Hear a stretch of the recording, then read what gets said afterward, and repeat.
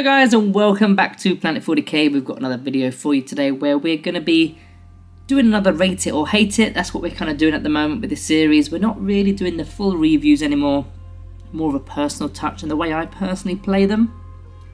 So today we're going to be talking about the Canoptek Wraiths. We're going to be going through the data card, we're going to be talking about tactics, general usage, comparisons, and then rate it or hate it. So it's almost like a full review, just not quite. Before we do get into today's video, guys, I just want to plug the members area. If you weren't aware of what the members area is, there's a little join button down below this video.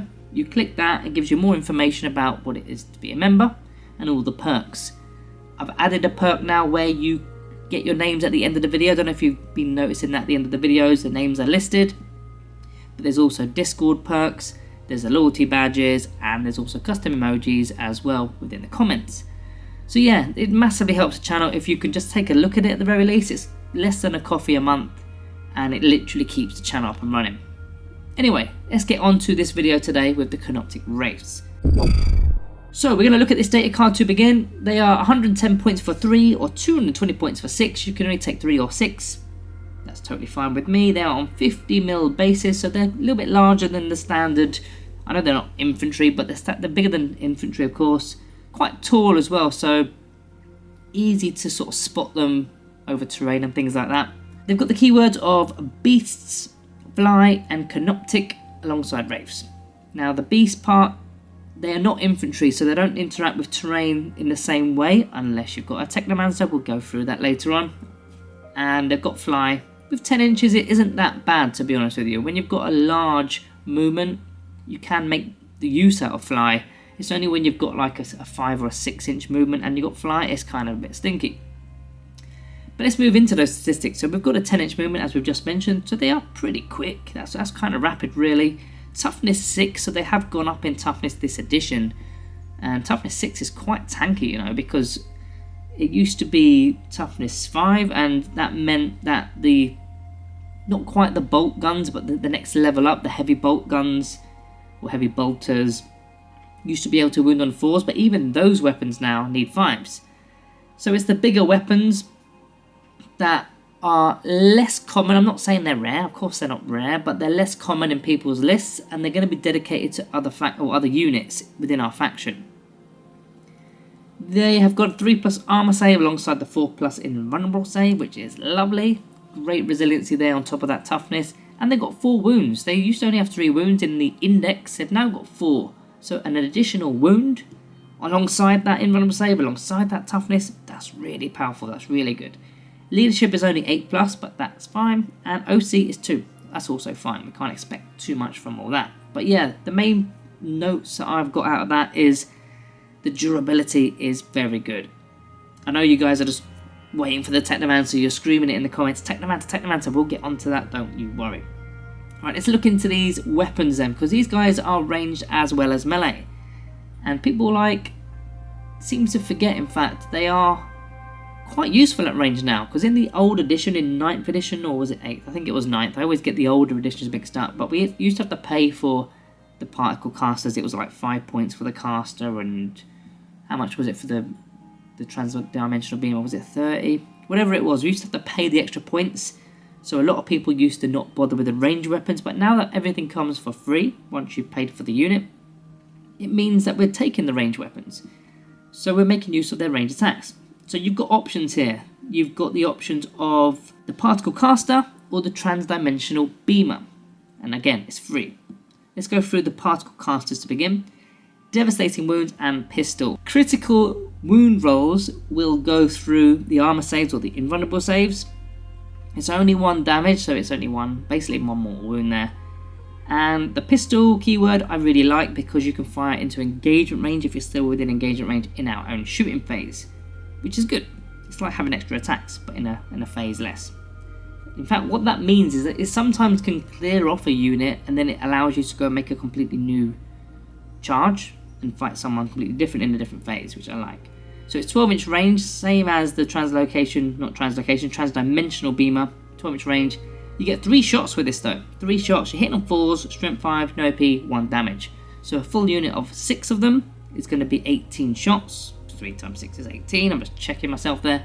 You're hitting on 4s, There's ways to make that better, of course, with Awakened Dynasty, Canoptek Court. We'll talk about that in a moment with tactics anyway. Strength 5 is okay, to be honest. Strength 5 is fine. You're wounding toughness 3 and toughness 4 on 3s.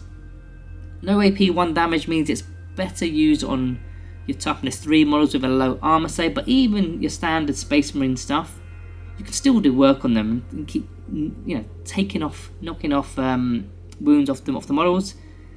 It's useful. It's extra attacks and it's basically free. Now the Transdimensional Beamer. I've never really been a fan of this one, and I'm still yet to decide if I am or not. So there's no keywords. It's 12-inch range again, which is fine. These Wraiths want to get into engagement range anyway. They're quite quick, so 12 inches is fine. Only 1 shot per model, so a max of 6 in the max unit. Hitting on 4s again. You're only strength 4, which I think is the problem with this. Strength 4, not ideal. Minus 2 AP is nice, and 3 damage is brilliant. If you can get through the wound roll, fantastic. If it had lethal hits or something, that would be brilliant, but the strength 4 makes it difficult, because what are you attacking that's got 3 wounds that has a toughness of 4? I can't think of many at the top of my head. I mean, there's probably some Space Marine models. I was going towards Terminators, but of course they're now toughness 5. They got increased in this edition, so even they're not the likely ideal candidate anymore for these kind of weapons. But I'm sure there'll be some sort of Space Marine kind of models and so on. But yeah, I think there could have been, maybe it could have been pushed to strength 5, but then that could be overpowered and you wouldn't take the classes. So I don't know what, it's a weird weapon, and maybe in the Canoptek Court it could be quite useful because you'll be rolling. But you'll have to let me know, in fact, in the comments, do you use the beamers or do you use casters? And if you use the beamers, let me know how they're doing. So that's the range weapons. I think I prefer the particle casters, if I'm honest. I like the extra attacks in engagement range if you're still in the engagement range, and if you're not, you just fire as normal. And you're having 18 shots. But if you are within engagement range, like I said, you can clear a unit off potentially. Not always, but at least minimize them so that when you do your melee attacks, you will probably finish the unit. But you've got the chance of removing the unit before you actually get to the charge phase, which is cool. Right, the melee weapons. We've got 2 weapons here, Vicious Claws or Whip Coils. The Vicious Claws, 4 attacks per model, so that's going to be a total of 24 if you've got a full unit. Hitting on 4s, strength 6, minus 1 AP, 2 damage. So you're wounding Marines on 3s, great. You're wounding toughness 3 on 2s, great, but you are damaged 2, so it's slightly overkill, and you've not got as many attacks as you would with the Whip Coils. It's fine, because even still, like toughness 5 models, you're wounding them quite nicely on 3s. So I think it's it's a decent weapon. Not the best, but it's decent. The Whip Coils, you're getting double the amount of attacks now. You've got 8 attacks per model, which is going to be 48 attacks with a full unit. It's quite a lot of attacks. You're going in volume there. You're hitting on 4s, strength 5, no AP, 1 damage. But this weapon's mainly used for going after the smaller stuff. If you are going after Space Marines and the like, wounds characteristics of 2 or more, you want the Vicious Claws. But the Whip Coils are likely going after 1 wound models, and you're just going in volume. Going up against Hordes, it's ideal. I don't think Hordes are as commonly used at this moment in time, not for me personally when I go up against players. But if that does come back around and there's a lot more Horde factions that are coming into lists, then yeah, Whip Coils would definitely be a decent option. Now my personal loadout, I think I like to go with the Particle Casters and the Vicious Claws. I know it doesn't marry up in terms of damage, one's 1 damage, one's 2 damage, but I just like the extra shots on entry and again the chance of maybe clearing the unit in the shooting phase if it's an ongoing fight. Okay, so that's the weapons. Let's move over to the right hand side of the date card. The abilities, Reanimation Protocols is lovely of course, especially when we've got 4 wounds a model, and the Wraith Form ability, which is each time this unit ends a normal move, you can select one enemy unit and move over during that move. Roll 1d6 for each model in this Canoptek Wraith unit. I've got that wrong in the past. If you know, you know. And on a 4+, the enemy unit suffers a mortal wound. So basically, if you've got a unit of 6 and they go over a unit, you get 6 dice. And any 4+ rolls, they suffer mortal wounds. So on average, you're going to be getting 3. Just by simply flying over a unit, you could be just dishing out 3 mortal wounds. You then fire your Particle Casters and then charge them or something else. I think there's quite a nice bit of damage output coming from that's this kind of unit. I think it's decent. So let's get into my tactics then. What what detachment am I using first of all? I think it's quite clear this one. It's the Canoptek Court. The Canoptek Court has got the... You're always re-rolling ones to hit, no matter what. And if you're within your power matrix, you're re-rolling everything. Now, both of those are great because we're hitting on 4s with the Canoptek Wraiths. So re-rolling 1s is great. Re-rolling everything is super great. And what's even more great about it is the fact that it doesn't just apply to melee. It's also the range attacks as well. So you're re-rolling maybe your translocation. I always call them translocation. What they call, let me go back. The transdimensional beamers or the particle casters, you're re-rolling them as well, which is good because everything we've got here hits on 4s. Now also what's good about this power matrix rule that we've got in this attachment is it unlocks at the start of each phase. So if you can get hold of an objective in your movement phase and then you gain some sort of control in terms of the no man's land with the power matrix, you then start to unlock it throughout the turn, which is also good. Again, it could apply to when you do the charge moves and then you take over an objective at that point. Again, you can unlock the power matrix there as well. So it's good that it happens at the start of each phase and not the start of the turn and so on. Now, what pretty much everybody that plays Necrons does at this point in time is just take a Technomancer. Of course, 100% you take a Technomancer now that they are eligible to be taken with Wraiths. And the Technomancer virtually brings the 5+ feel no pain save, which is massive because they're already T6. They've already got 4 wounds apiece. They've got the 3+, 4+ saves. Now you're adding the 5+ feel no pain save. Technomancer's also healing the movement phase for D3 lost wounds on top of that. Reanimation protocols in our command phase on top of that. Yeah, these guys are durable. I mean, the last few games I've taken them and my opponent has gone, well, they're going to go. And I've just looked at him in the eyes and gone, not a chance. You're not even going to kill one. That's how confident I am with Wraiths.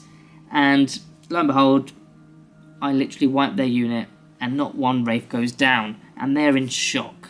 Because these things are now pure durability in a nutshell. They are so tanky. It feels like the Transcendent Catan from the Index or the Lich Guard from the Index when you had all the buffs and all the enhancements on them. It kind of feels like that. They're super durable. So what I want to do with my race, what I like to do is I get them flying into objectives to contest the objectives, also while killing units. If it's an infantry unit with high OC, then you just slaughter them. You simply slaughter them. We've already got 13 OC combined when you've got 6 Wraiths and a Technomancer. That's 13 OC. So even a big Horde unit, you should be able to knock those numbers down to gain control. Now if it's a tougher unit, you can still tie them up, because the tougher units likely have less OC. If it's like a Terminator unit perhaps, they likely won't be able to match us on OC. So at that point we're just kind of tying each other up, we're reanimating, we're not really doing much damage to them. Maybe we're killing off one at a time.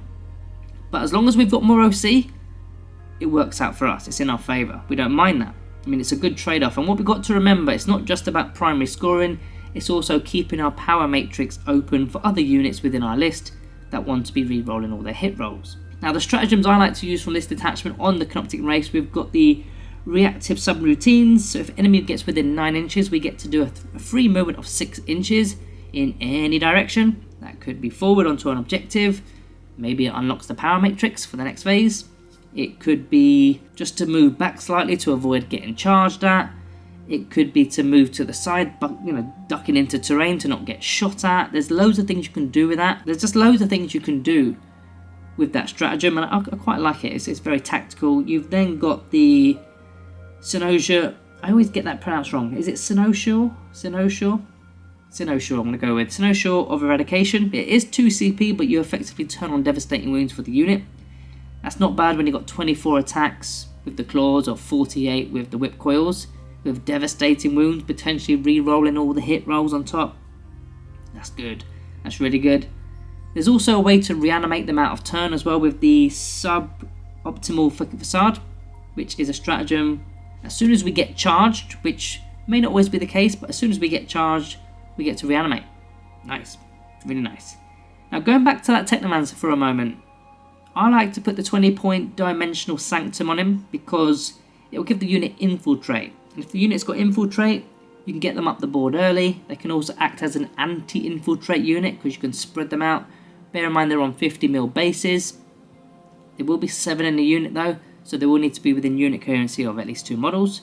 but you can take up a decent footprint in the centre of the battlefield and stop your opponent from doing the same thing. Now, flayed ones also do that same role, infiltrate, but they go down to a stiff breeze, whereas the Wraiths are durable and they can take a bit of a beating and not feel it. Optionally, another enhancement you could put on that Technomancer for your Canoptek Wraiths is the one where you can buff the wound rolls. It's called the, the Hyperphasic Fulcrum. So we have to reroll your wound rolls of a 1.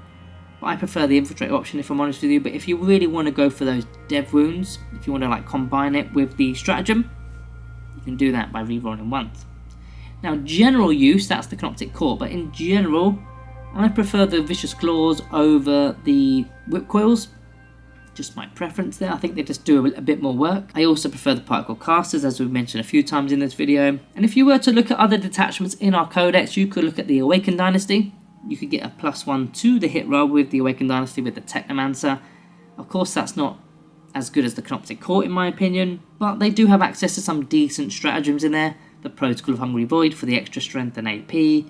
You've also got the Protocol of Eternal Guardian for your Technomancer to be bringing him back once per battle, and things like that. So you do have access to some pretty good stratagems. The other 3 detachments, still you can make use of your race in those detachments. They don't really apply to them as well. Like the Obeisance Phalanx, they don't really apply. The Annihilation Legion, they don't really apply. And the High Crit Legion, they move 10 inches anyway. Yes, you could hyperphase them, of course, but they don't. You've got other units that can be doing that: Death Marks, Hex Marks, Praetorians, even Warriors, and so on. Locust Heavy Destroyers are another one. So I think the Wraiths shouldn't really be hyperphasing because they've got a 10-inch movement. Now let's get into these comparisons. What can we look at to compare with the Wraiths, and are the Wraiths better than them or not? You don't need to look any further than the Lich Guard. And the Lich Guard, in my opinion, have been replaced by the Wraiths in this codex. Now they are half the cost. They are half the amount of wounds with 2 wounds apiece. They move at half the speed with 5 inches, but they lack a lot of other aspects. They've not got the capability of taking 2 damage weapons alongside an invulnerable save, which I think is a huge flaw in comparison to Wraiths. They've not got the capability of taking the Technomancer anymore with the 5+ feel no pain save or the healing ability. I mean, they do have the Guardian's Protocol ability if you've got a Noble in the unit for a -1 to the wound roll, but you can then argue that, well, Wraiths are toughness 6 now. They've got a better toughness. So you can argue both ways there. And in fact, you don't even necessarily need the Technomancer to gain that ability. They've just got a standard toughness 6. You would still take the Technomancer, but with the Lich Guard, you must take the noble character within the unit to apply the actual Guardian's Protocol ability. The main issue though, I think they're just too slow. 5 inches of movement compared to the Wraiths. I think they just don't get into engagement range quick enough for me. And of course, those Lich Guard aren't going to be applying to the Canoptek Court detachment either in the same way that the Wraiths are. Other comparisons, we've got the Triumph Praetorians. They can also shoot as well as fight. They're 10 points more for a minimum unit, but they're still only 2 wounds apiece with no invulnerable save. Okay, they've got Deep Strike, but that's really the only advantage they've got. Acanthrites, sometimes people like to compare Acanthrites to Wraiths. I know they used to do it in previous editions. They can also shoot and also fight. They've got the Canoptek keyword, so they at least will interact with the Canoptek Court. But very similar issues. They've only got 2 wounds apiece, no invulnerable save, no Technomancer for support. Even the potential drawback of the Canoptek Wraiths being beasts compared to some of these units that we've just spoken about isn't really a drawback, because as soon as you apply the Technomancer within the unit, they all share keywords, so they're going to gain the infantry keyword. So even that isn't a drawback. So there's not really a reason to not take the Wraiths. They're going to have the infantry keyword. They can use the Monolith's Eternity Gate if they want. I don't really see a reason why you'd select any of those units over the Canoptek Wraiths, unless you're playing the Obeisance Phalanx maybe for the Triumph Praetorians. But at this moment in time, the Canoptek Wraiths, and the Canoptek Court rather, is the best detachment, and the best unit within that detachment, I believe, is the Wraiths. Let's get on to the rate it or hate it. I think this one's quite clear, very similar to the Nightbringer. In fact, it's virtually an auto-include unit. Easy thumbs up from me. We don't need to long that one out. But yeah, you'll have to let me know, guys, what do you do with them? What's your loadout with them? And how do you use them?